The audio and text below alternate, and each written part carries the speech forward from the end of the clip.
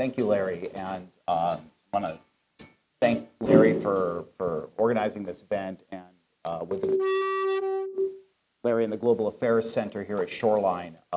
It's a great opportunity to come talk about these issues, and coming as from the UW Foster School and the Jackson School to connect with the community is a great opportunity. I love doing it with Robin Twyman to talk about Brexit. I have a series of questions I'm going to ask Robin, and then again, as Larry said, we'll open up to audience questions and discussion.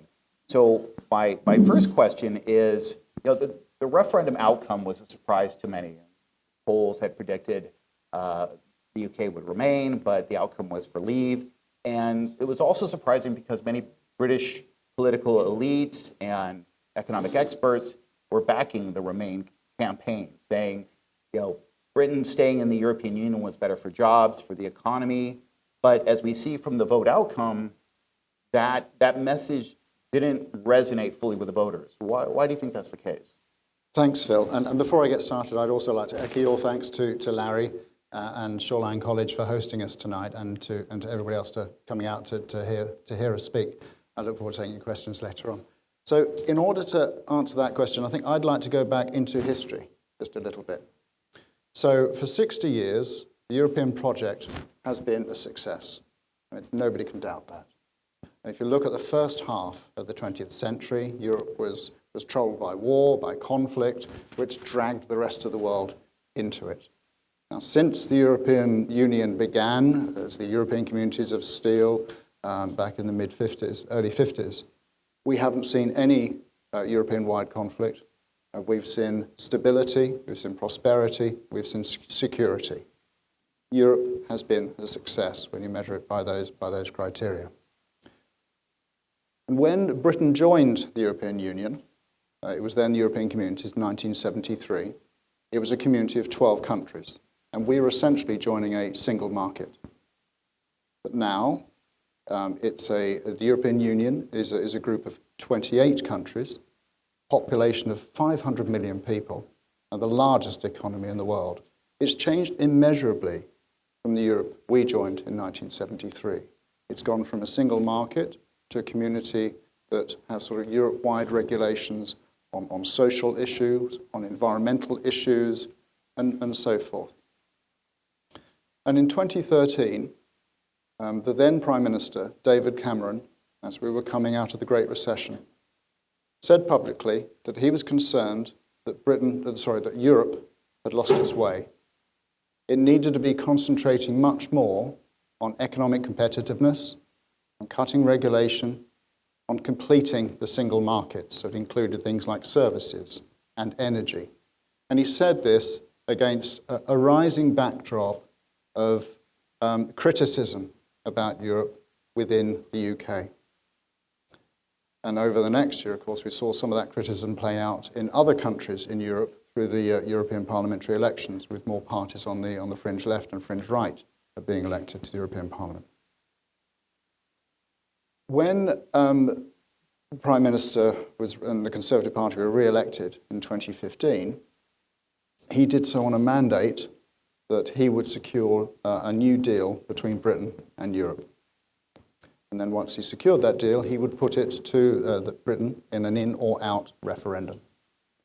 So within 7 or 8 months of having been re-elected, the then Prime Minister secured a deal that would have confirmed that the European Union's goal of ever closer union does not or would not apply to Britain. He secured an agreement that would preserve the pound sterling as a European currency and preserve the financial services single market. He secured a deal that would allow us to have made changes to our welfare system to stop the welfare system becoming or continuing to be a magnet for immigration from the European Union to the UK. And he secured an agreement that we would continue and complete the remaining single markets on digital services and so forth. And as he promised, he put that to the British public in a referendum on the 23rd of June. Now, we were not sort of impartial in that debate. The whole of the government campaigned for Britain to remain in the European Union. But, as we now know, that's not the way it panned out. I mean, Winston Churchill once said that democracy is the worst form of all governments, except all the others. So we have the result of that referendum, and we have to honour that vote. And now we've had a change of Prime Minister, and Prime Minister Theresa May will carry that forward. But to your specific question about why did so many people ignore the economic arguments, I mean, that did surprise us, because when you look at the 2015 national election in the UK, that was pretty much decided on the basis of economics, what was good for people's pockets. When you look at the Scottish referendum in 2014, again, it was ultimately decided on what was a good economic decision. So the fact that the EU referendum, that the economic arguments didn't win out, I think was a huge surprise. When you look at some of the polls that were taken after the referendum, those who voted to leave, the vast majority of them did so because of sovereignty. They wanted decisions affecting Britain to be taken in Britain. I mean, there were other arguments as well going on throughout the debate, but ultimately it was about sovereignty. People wanted an independent and sovereign Britain where we control our own destiny. So why do you think that, the message from the Leave campaign about sovereignty, why do you think that resonated so much with English voters in particular, small town England, rural England? We'll talk about Scotland and Ireland, Northern Ireland later. Why do you think that message really resonated in parts of England? No, that's a great question. I've got some slides up here which I'd like to show, if I can.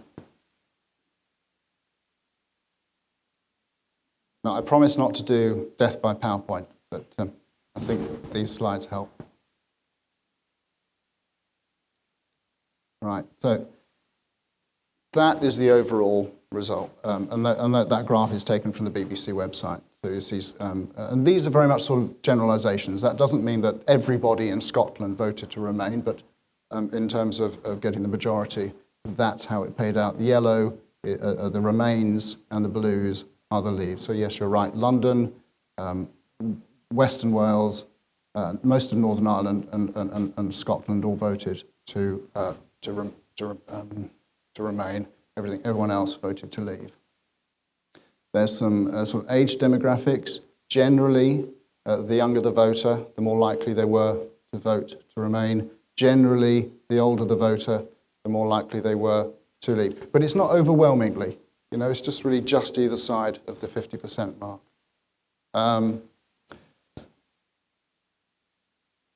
think when you look at it, UK has got a really strong economy. Strongest economy in the G7, second largest economy in Europe. We've done incredibly well since the Great Recession. Our economy is some 7 or 8 percentage points higher than it was before the Great Recession. Our unemployment is low, it's 4.8%. Our workforce participation is high, it's about 72%. Globalisation has generally worked for Britain, but I think this showed that there were a large number of people who felt that globalisation wasn't working for them. As the rest of the country was doing well, as wages might have been rising in other parts of the country, if I go back to that map again, in the more industrial areas, you were seeing wages were not rising. You were seeing new jobs were not being created. And that's what I think drove a lot of the vote. And Prime Minister Theresa May, when she spoke to the Lord Mayor's banquet in the City of London this week, on Monday, and she made that point. Globalisation is a force for good. We do believe in free trade. We do believe in open markets. But there are those who feel that globalisation has left them behind, and we need to address those concerns. And that's obviously an issue that also was echoed here in the recent presidential election about jobs and industrial regions that feel left behind. But on the economy and business, right now we're waiting for Article 50 to be invoked by the UK government, which will start the formal negotiation process. And in the meantime, there's uncertainty how that process will go, which direction the negotiations will go. And any kind of uncertainty always makes business a little bit nervous, or they want to be reassured. What is the UK government doing to reassure business and keep the British economy strong as it has been for recent years? Yeah, absolutely. I mean, I think the first thing we can do is be clear about the process and the timing and the vision. So on the timing, the Prime Minister and the government have said there will be no undue delay. The Prime Minister intends to trigger Article 50 by the end of March next year. And then we know that there's then a 2-year process, 2-year, give or minus, after that. She said that our vision is for Britain to continue to be a leader in free trade. We want to continue to be trading with Europe. We want Europe to continue to trade with us. But we need to have control of our borders. We need to have more control over immigration. We need to be in control of our laws, not subservient to the European Court of Justice. So that's the sort of deal that we're going to be looking for. And we're approaching this from a position of strength. We are the 5th largest economy in the world. We have got the fastest growing economy in the G7. We've got the world's 2nd largest aerospace sector after the United States. We've got Europe's largest tech sector. We've got low unemployment. We've got high workforce participation. We've got the world's largest financial services centre in London. It's not just in London, it's all over the rest of the UK. We've got a brand that everybody recognises, Great Britain.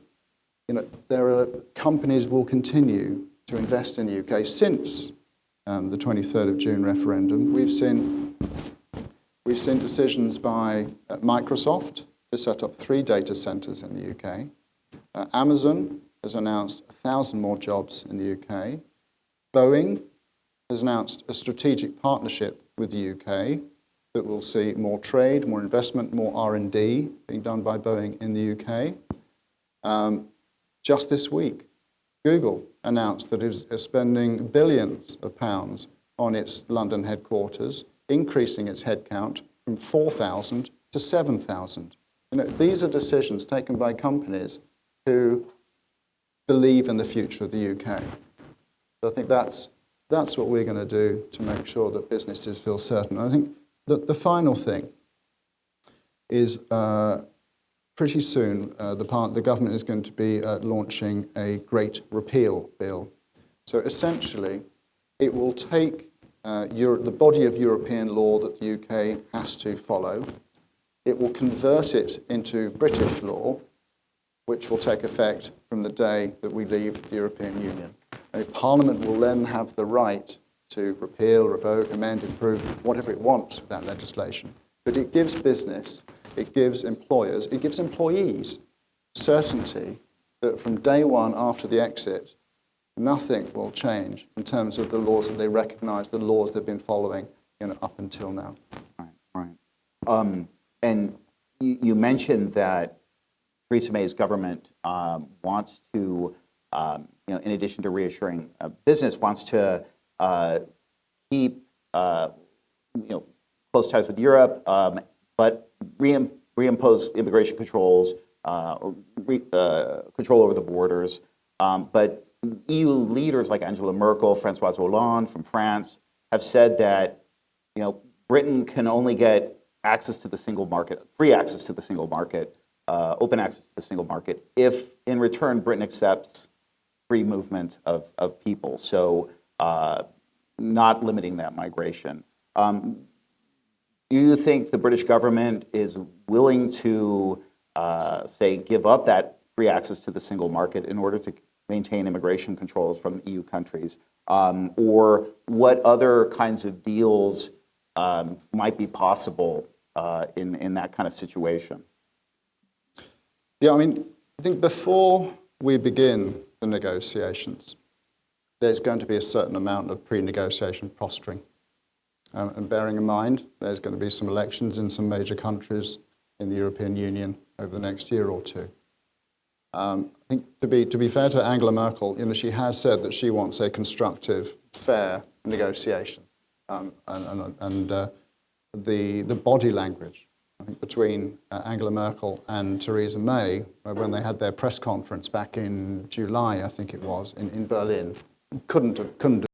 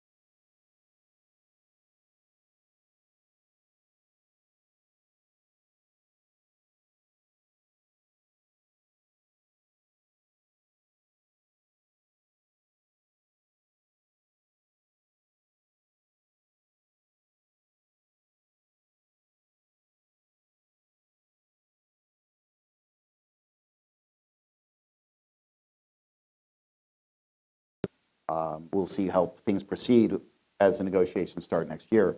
But when the negotiations reach their conclusion, the EU countries on their side have to vote on it, and also the European Parliament has to approve it. How will, is Britain going to take the final deal? I know this is a little speculative, to Parliament. How is it going to be approved on the British side? So, Parliament is going to have a role in the negotiations. They already do. Parliament approved the referendum by a vote of 6-1, i.e. that we put the referendum to the British public. Since the referendum on the 23rd of June, ministers have delivered statements to Parliament about what their intentions are, how they're reacting. Ministers have attended debates in Parliament. There is a parliamentary select committee on EU exit. So Parliament is already and will continue to scrutinise the negotiations. The new department for EU exit is working out the details on how the final deal will be approved. Should it be put to the public? Should it be put to Parliament? Which of the two, both, etc. And I'm sure we will see details on that, in the near future. But I think early indications that we've had from spokespeople in Number 10 are that we could expect that Parliament will have a say on the final deal. Now, before we get there, there's already been a question of whether the government will have to go to Parliament to get approval to invoke Article 50 to start the negotiations. And I know the UK High Court just said that, yes, the government has to go to Parliament for approval, and now it's being appealed to the Supreme Court. What's the status of that? And can you give us kind of how that might affect things?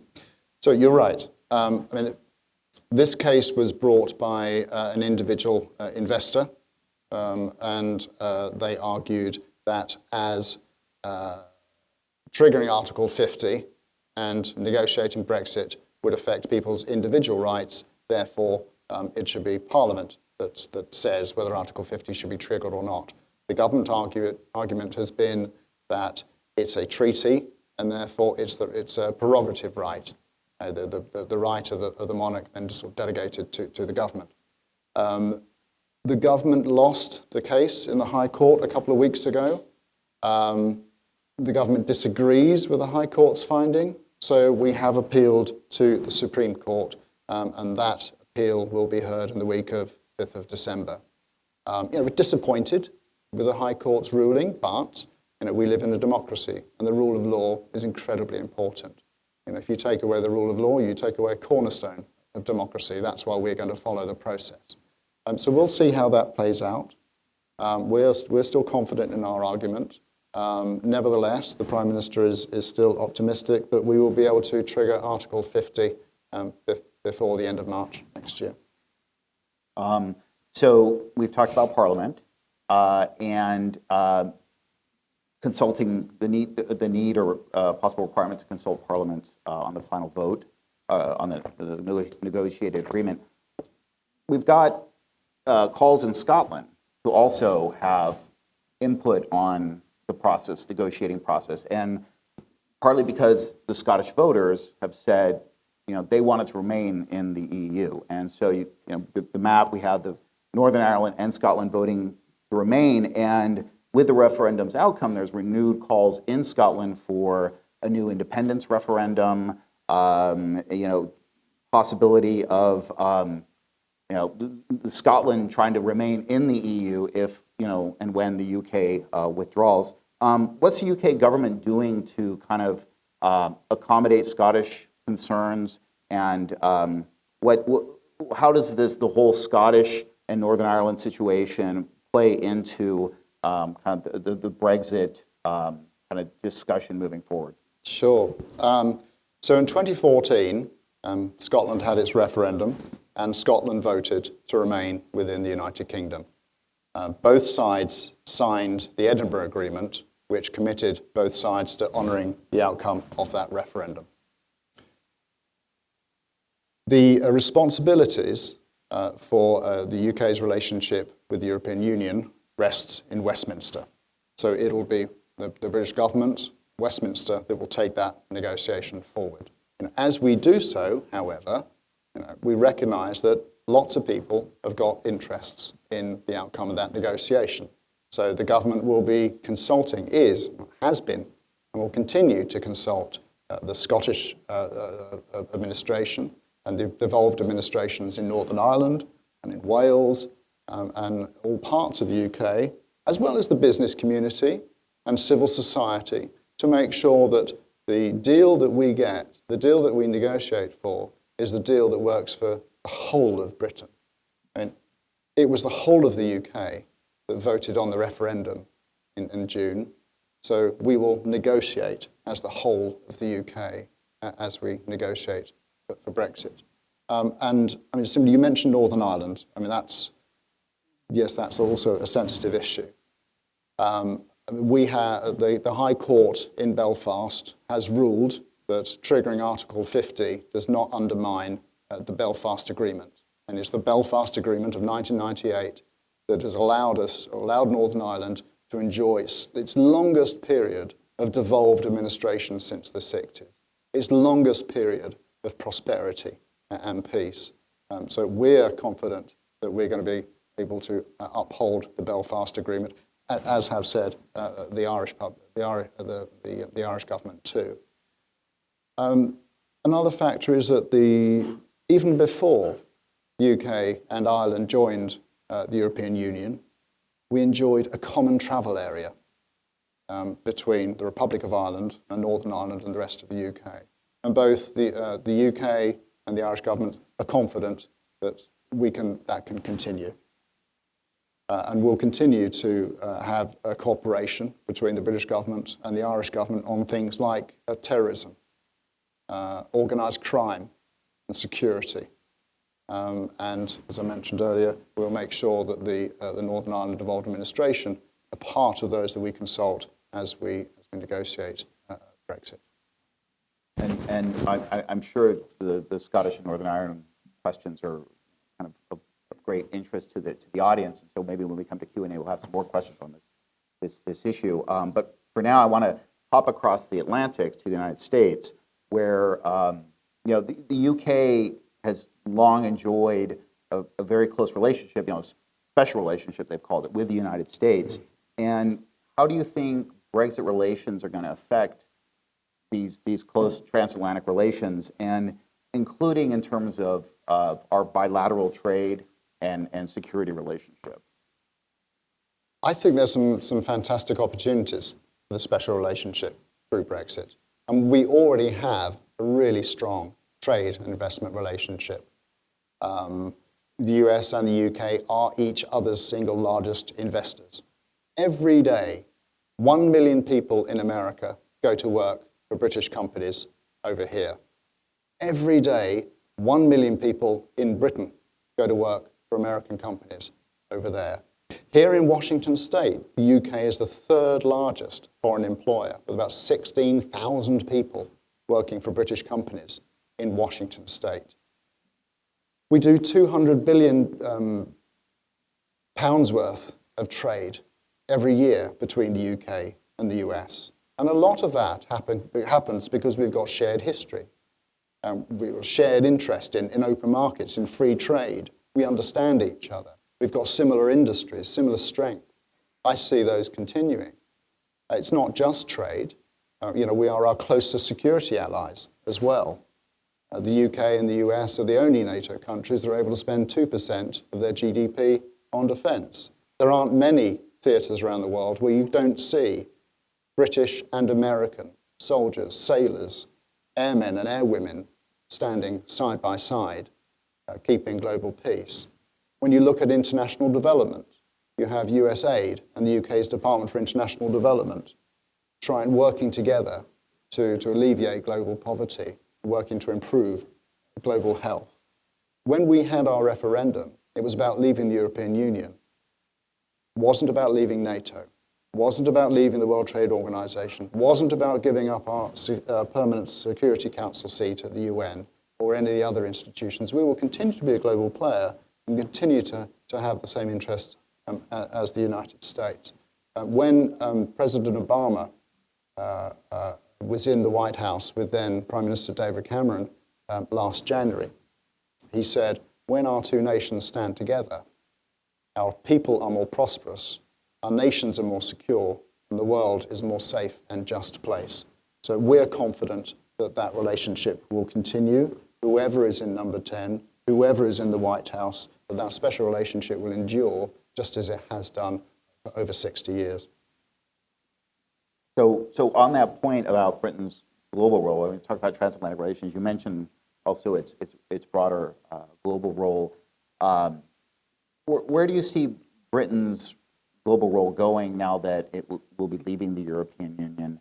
And what about also its self-perception or identity as a nation, as it's still part of Europe, but will be separate from the EU and playing maybe a different role in the world? I think this is an opportunity for us to sort of increase our game on the global stage. I mean, we have benefited from being part of the European Union, and a lot of our foreign policy or international policy has been alongside EU partners. And this is an opportunity for us to make the most of our seat on the Security Council, to make the most of the roles that we have in the various UN bodies, to work within the World Trade Organization as a member country rather than represented by the European Commission. It's an opportunity for us to really sort of take the race forward on trade liberalization and free trade in a way that we haven't been able to all the time we've been grouped up within the European Commission. I mean, to go back to trade again, if I may, when you're negotiating a trade agreement with one country, it's far, far easier than trying to do it with 28 member states, as Canada found very recently. So by being an individual, independent, sovereign member state, we will be able to achieve, I think, a lot more on our own than we have done by part of a union. All right, well stated, and I think that puts us in a nice position to kind of covered a range of issues, and I think it puts us in a nice position to take some questions from the audience for Robin. So if we can hand the mic out to...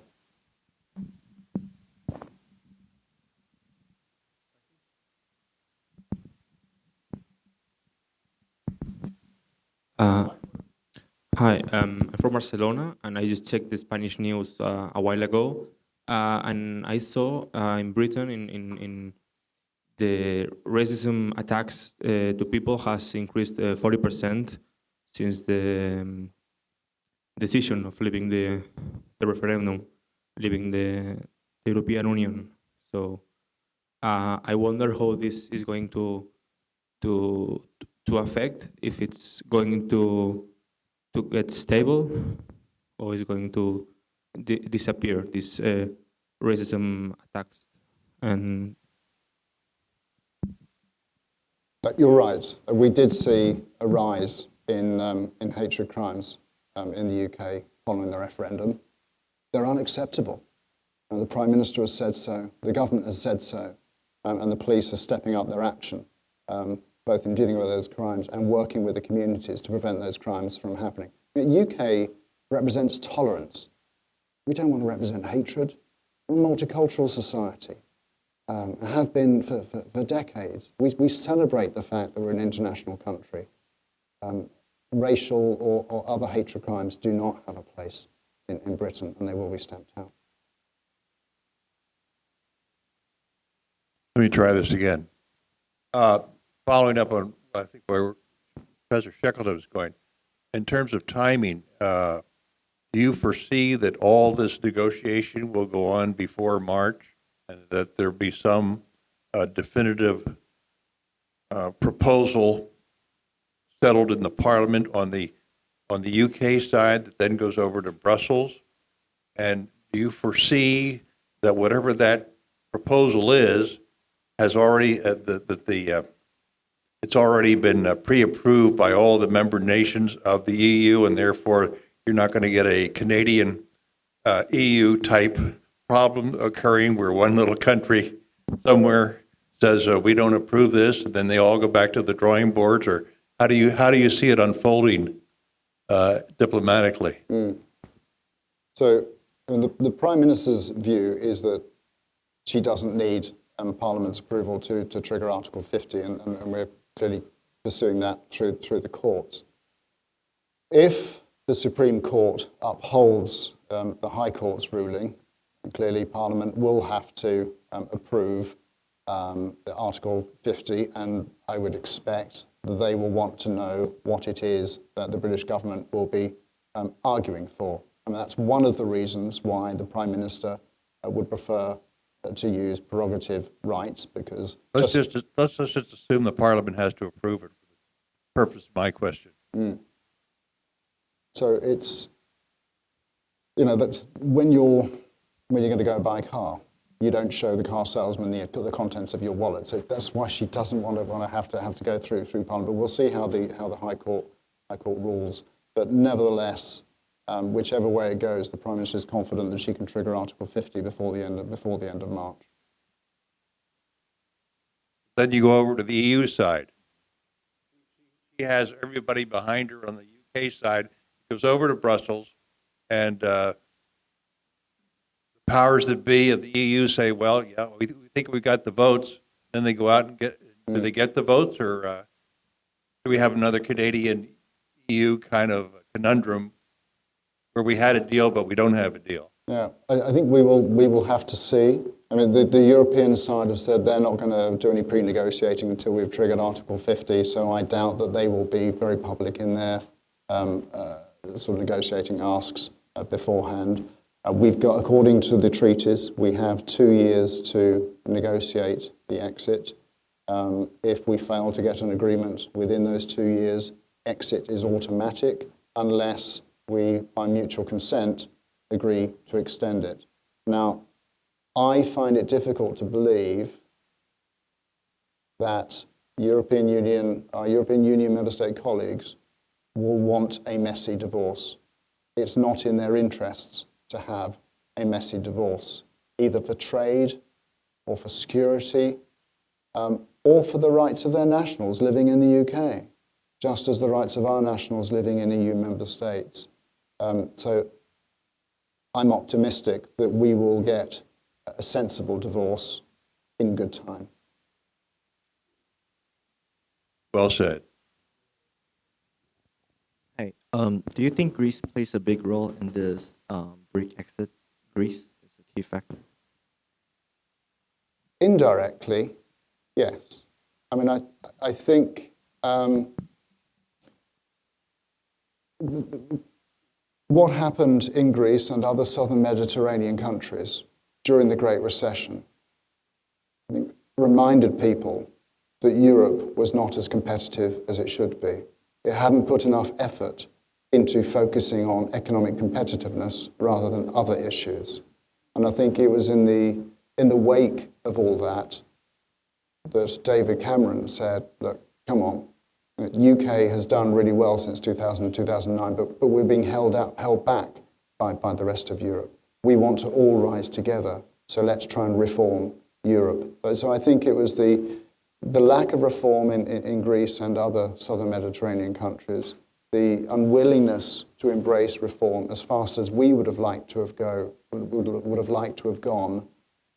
certainly did play into the appetite, certainly for UK trying to renegotiate its relationship with the European Union, but it will have played into the way that people voted in the referendum.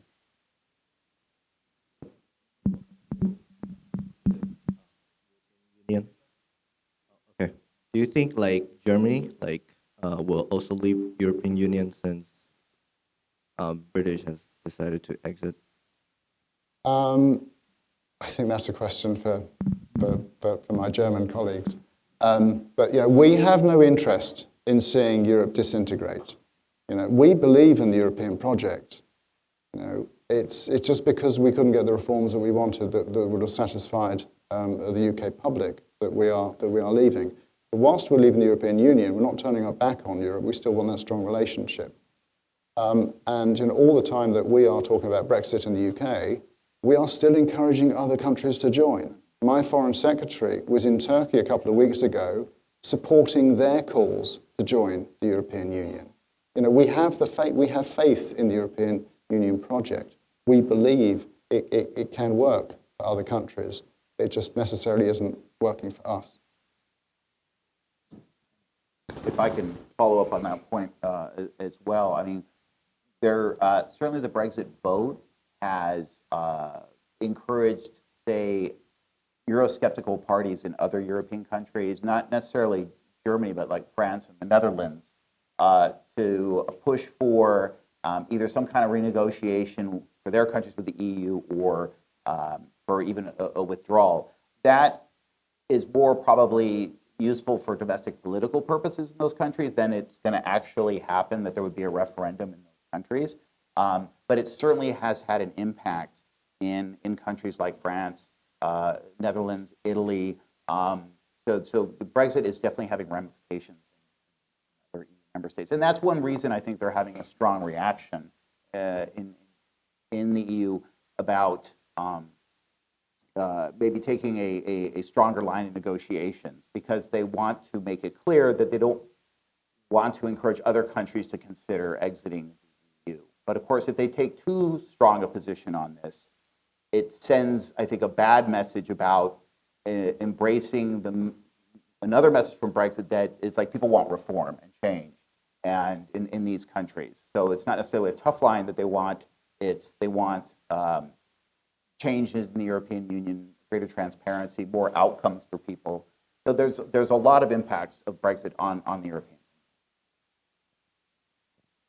Hello. Yes. I'd like to know your thoughts of why did younger people voted to remain the European Union whereas older not. What is the intention of that vote? Is that related to jobs or opportunities or perhaps identity or something else?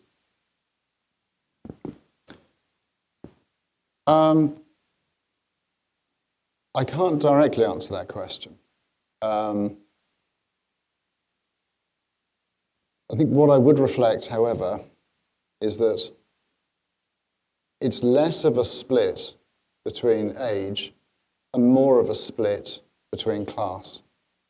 I mean, generally, those who had a university degree, those who were employed full-time, those who probably had a profession, generally voted to remain.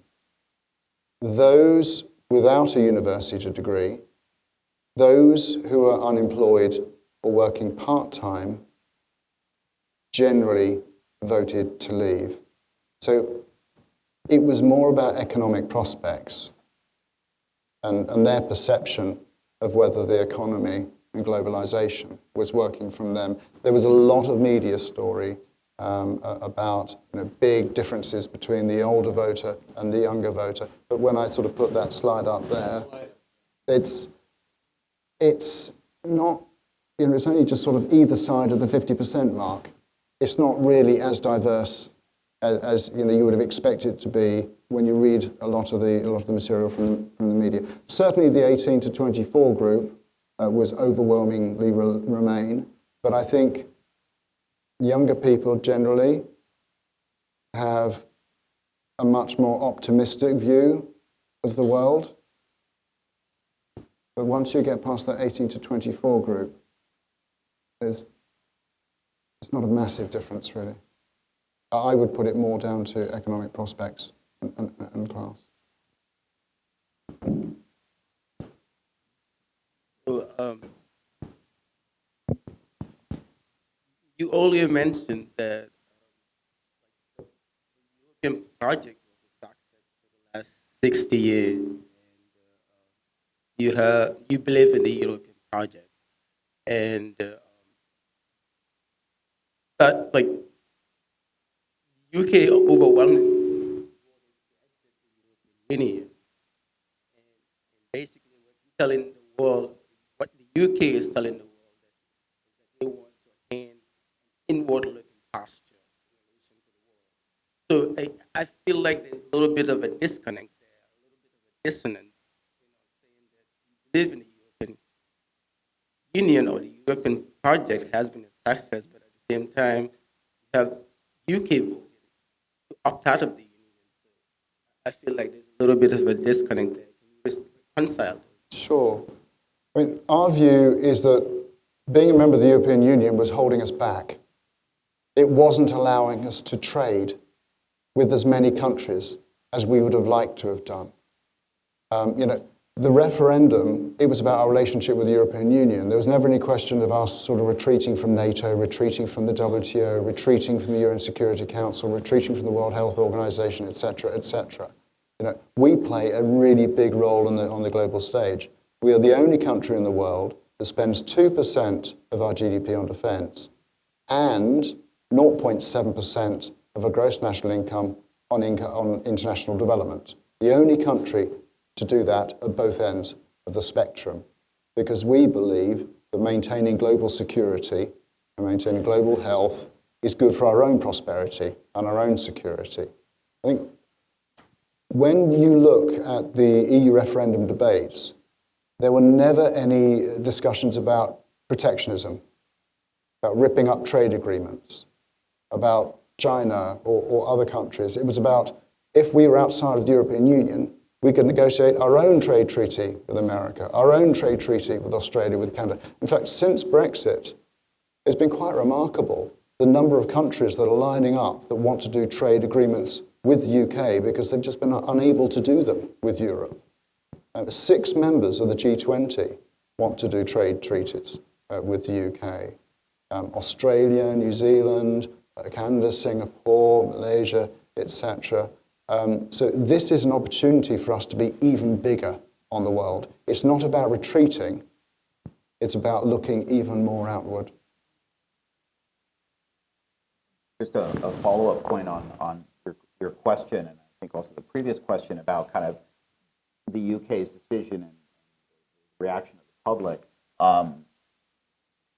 One thing that may be affecting British voters, and you might have some thoughts on this, is people would not necessarily be, they're voting against globalization to some degree. They're voting against the sense that it's not working for them, you mentioned, or the country's lost some controls over immigration and borders or their economy. And the EU can rightly or wrongly be maybe blamed for that. So in other words, the EU becomes the target for that dissatisfaction with globalization, because it kind of represents globalization in a sense. Although there is an argument to say that the EU protects European countries from the worst effects of globalization. But how do you feel about like that issue? Is that people were not necessarily, it's not all just about a rational decision about the European Union, but it's also that anti-globalization.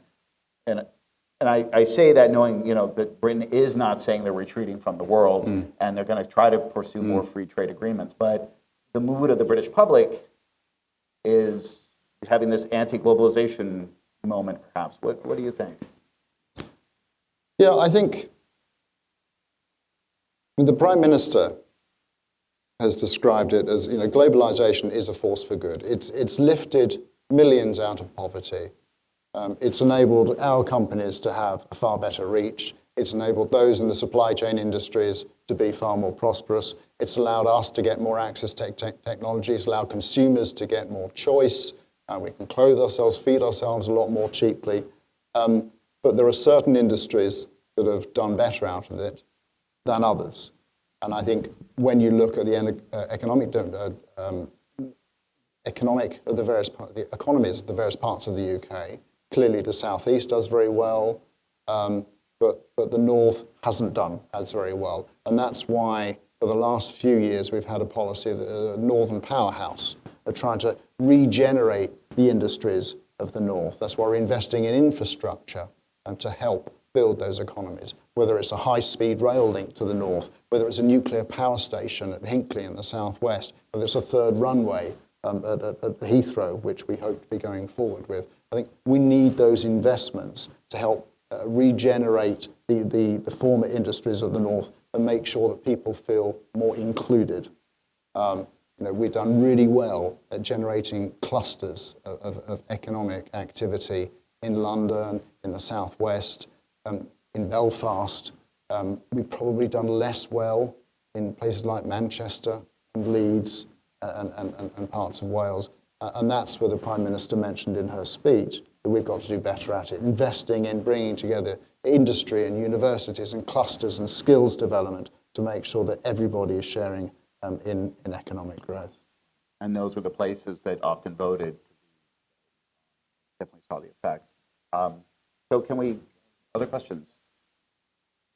Well, so it's obvious that as Europeans, we are doing something wrong when one of the most important members is about to leave.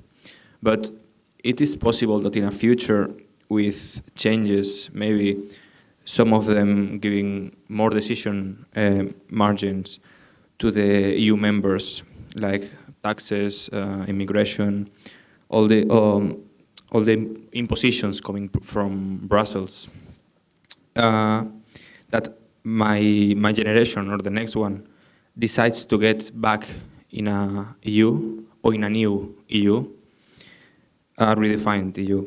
So there's any statement or in the legislation saying that when some country leaves, there's not possible the readmission?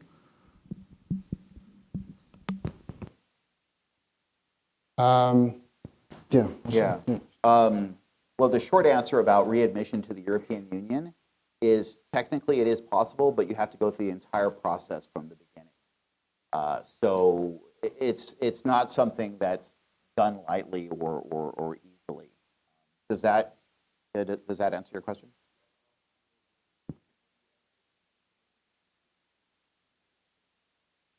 Ah,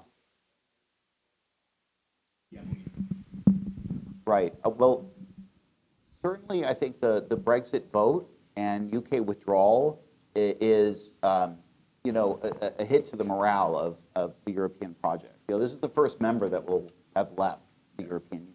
So that, sends a message, and there was already, because of the Greece crisis, the Eurozone crisis, issues in Southern Europe with the economy. I mean, there's a lot of discontent, and we felt, the same kind of discontent here in the United States. Well, it's hard to project where the European Union is going for the future. There's one school of thought that says, well, if the British leave, and the British were always kind of more Eurosceptical and resisting the deepening of European integration, Europe will move forward without Britain. Now the British are gone, we're going to deepen European integration. I don't think the mood of Europeans really matches that. I think that's very optimistic. I think right now Europeans are not in the mood for a lot more deeper integration. I think that the message is that the EU needs to do more to address the concerns of the citizens, maybe the economy, jobs, outcomes for individual citizens. And I think the EU does a lot of great things there. And it's sometimes getting that message across. But certainly there are problems with the Eurozone crisis that still need to be addressed. Faster economic growth. These cause concerns in Britain, and they're causing concerns in other EU countries. So 2 generations from now, I think it's difficult to speculate. I don't think the EU is going away. I think it's here to stay. I think Americans sometimes get a little pessimistic or skeptical about the future of the European Union. I think the rest of the European Union will be fine, but it certainly has issues to address in the near and medium term. Is that? Yeah, but maybe the European Union in a future after the Brexit will consider to give more decision, more autonomy to the countries in economic decisions, social issues, investment, legislation, immigration, all these concerns that the British people were complaining about. So that's the reason, part of it, that they are leaving, right? Because of their restrictions and the decisions making out in Brussels, not in. Right. So with this change, if this change in the future, is that possible, a reconciliation between the UK and Europe? Yeah. So you say if Europe changes, would Britain go back? Is that kind of your question? Okay. You want to? I'll take the first part of the question. I think what you've just said about more powers moving from Brussels to nation capitals, and that's pretty much what then Prime Minister David Cameron was saying in 2013. And I think that was one of the reasons why we saw the European parliamentary elections in 2014 go the way that they did. So I would hope that the Brexit that we're seeing, that the British government didn't want, but which the public said, sorry, that's what we're going to do.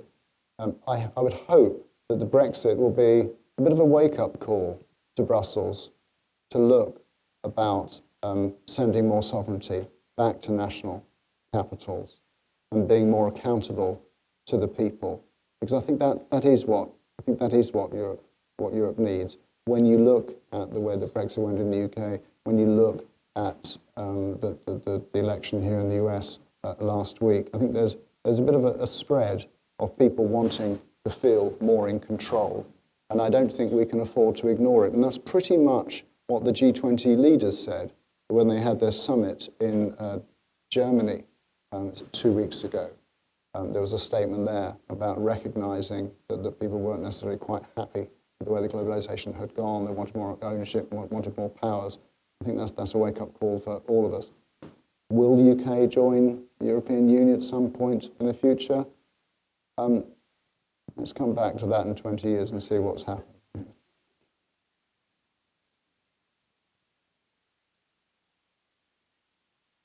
I'm going to sneak in 2 questions here.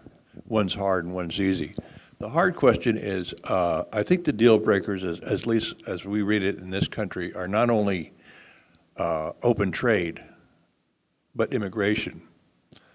And on immigration, just reading it in this country, I have a feeling that those areas in blue on your map don't appreciate the fact that people from Europe, particularly the Latvian, the Baltic states, and other parts of Eastern Europe that can go freely to England and compete for jobs, is the way they want the England they remember to keep going.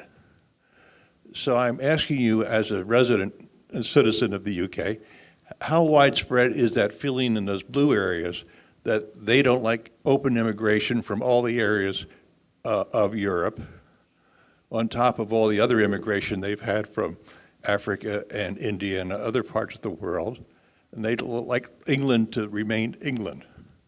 And the second question is, there's a second alliance, and I forget the name of it, it's called European Economic something or other, in which countries that aren't European Community members seem to be able to join in some economic alliance that, as I understand it, has free trade and doesn't take all the other baggage with the regulation and the immigration and so forth. So why wouldn't that be a decent fallback position for the UK to adopt as some sort of negotiated soft exit out of the European community?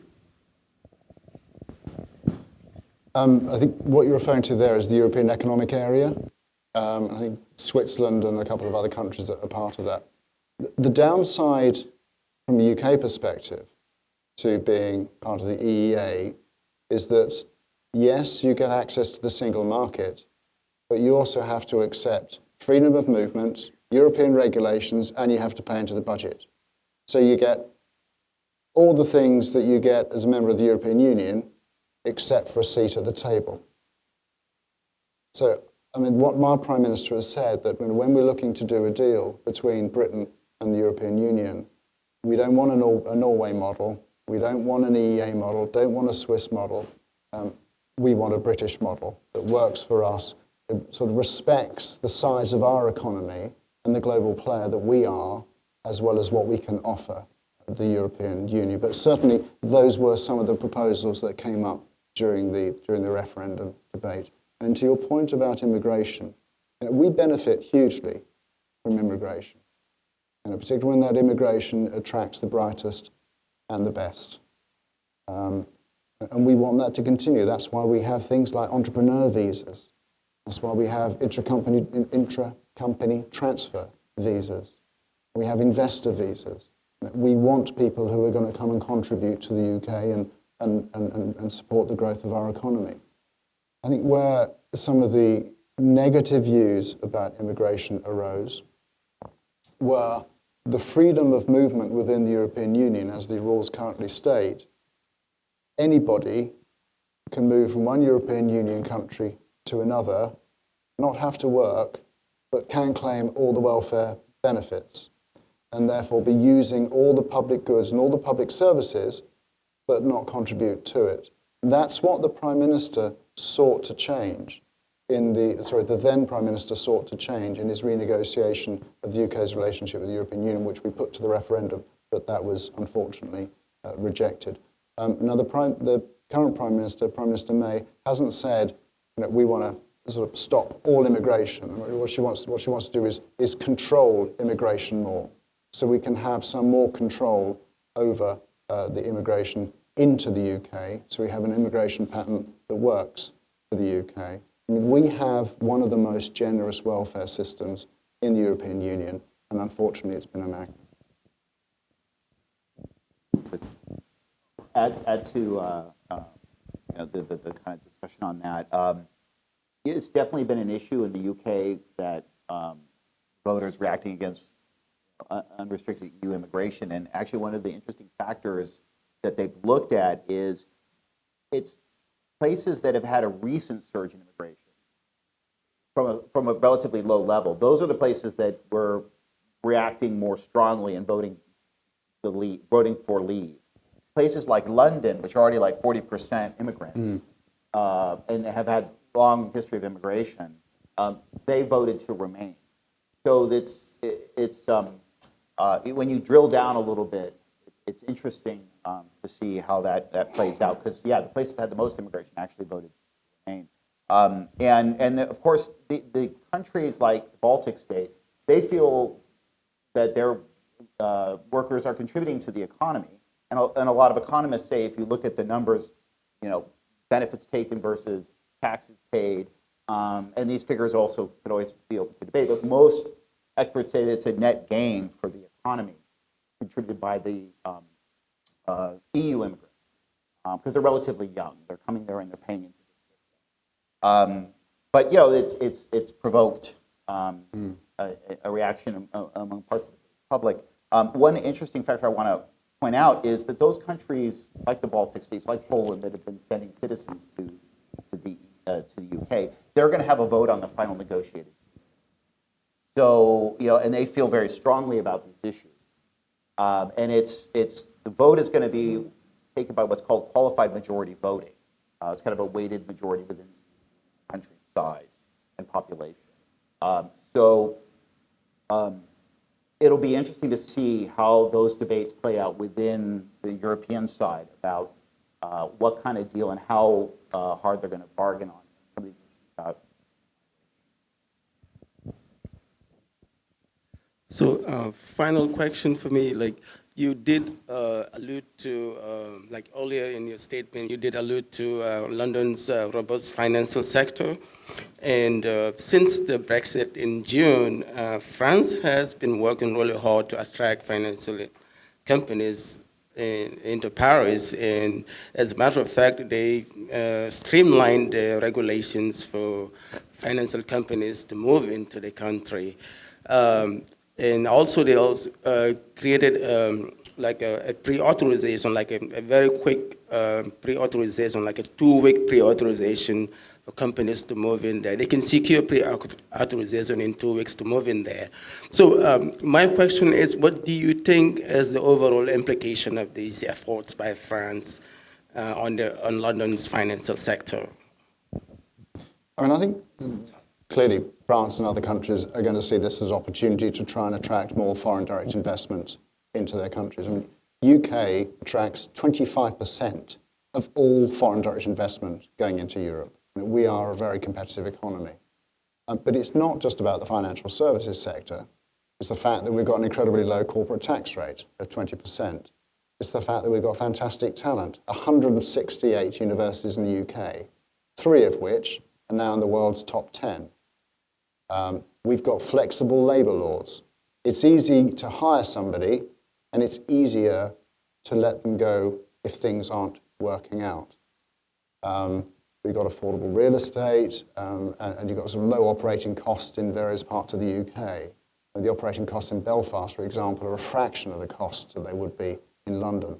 I think for countries to offer just a low corporate tax rate, like Ireland, about 11%, or Netherlands, something similar, or for France to help make it easier for companies to set up in Paris or elsewhere, that's just one part of the equation. It's whether they can offer the rest of the package that will attract companies to set up there. I do know that from US companies who look at where they're going to invest in Europe, and they are not excited by the labour laws in France.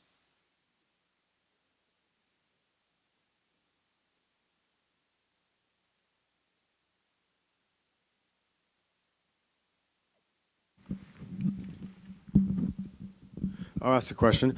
And this is for both of you, and there's a little bit of speculation in this, but go ahead and speculate. You mentioned earlier anti-globalization as being one of the themes in this Brexit vote. We have a little bit of that been going on in the United States as well. Do you see some parallels between what's going on in this country, leaving personalities out of it, but voters, that sense of voters feeling they've been left out, they've been left behind? Is there some parallel between what's going on in this country and what was going on in Great Britain and maybe fueled the vote? You want to kick off?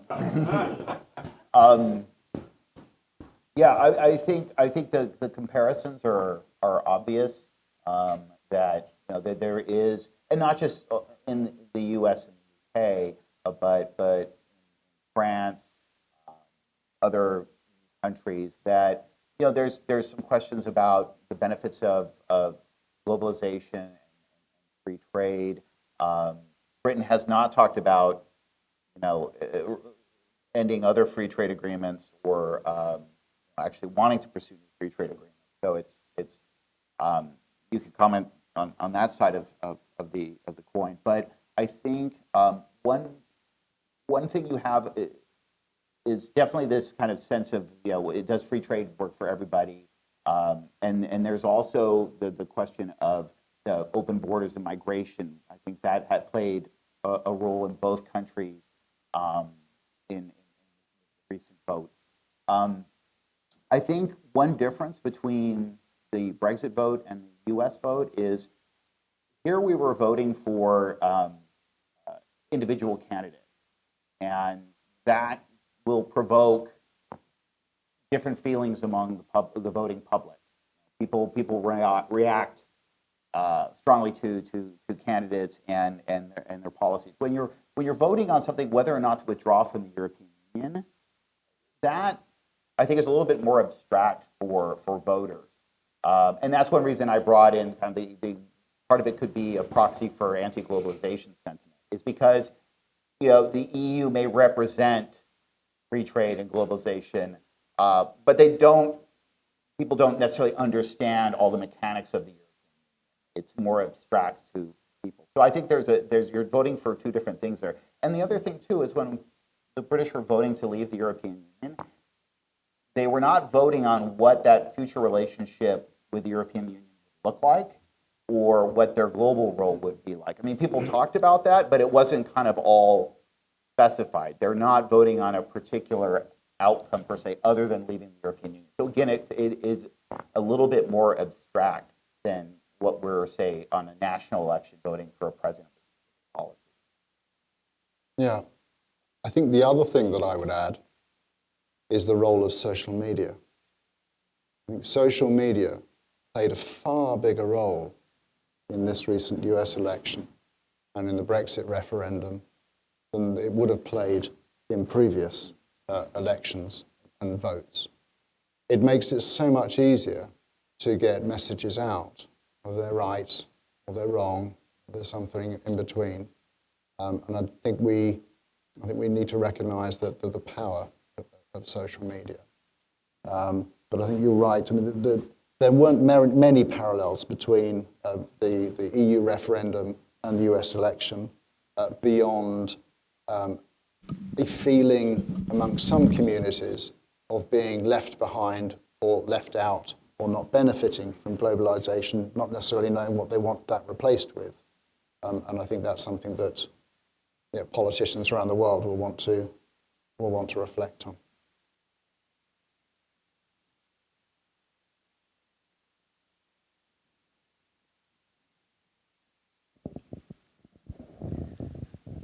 In both countries, the recent election here and Brexit there could be viewed as a referendum on educational levels. The left behinds in both countries are similar in that sense. Your emphasis on obtaining the best and the brightest from the immigration movements are laudable on the one hand, but if you take the best and the brightest from every other country, what does that leave behind for those countries to build on? And what does it say about the Rust Belt in America and the same in England about their future? And will the problems go away as the older undereducated just pass on? Yeah. So the thing with business is when they sort of create that job, they want that job filled now. And if the skills aren't there in that community to fill it, then they're going to face a huge, huge problem. So we want to attract the skills to fill those job slots now. We're really fortunate in the UK. Our unemployment now is, in fact, it's dropped down today to 4.8%, incredibly low. as mentioned earlier, we've got a really high workforce participation rate. So we're doing okay now, but when we look ahead at the future, those skill gaps are going to grow. So whilst we want to put people through university, we also want to put them through apprenticeship schemes and vocational training and so forth, so we can make sure all sectors of the economy have access to the skilled workforce that they need. And the baby boomer problem will just exacerbate that. I mean, over the next 10 years in the UK, we will have 8.6 million high or medium skilled jobs falling vacant, not just because of business growth, but because of needing to replace those who've retired. So we can try and grow that skills base domestically, population growth through training, but we are going to continue to have access, need to have access to talented workforces from outside of the UK. And immigration, I think it's a good indicator. If people want to immigrate to your country, it's a sign that your country is a pretty good place to be.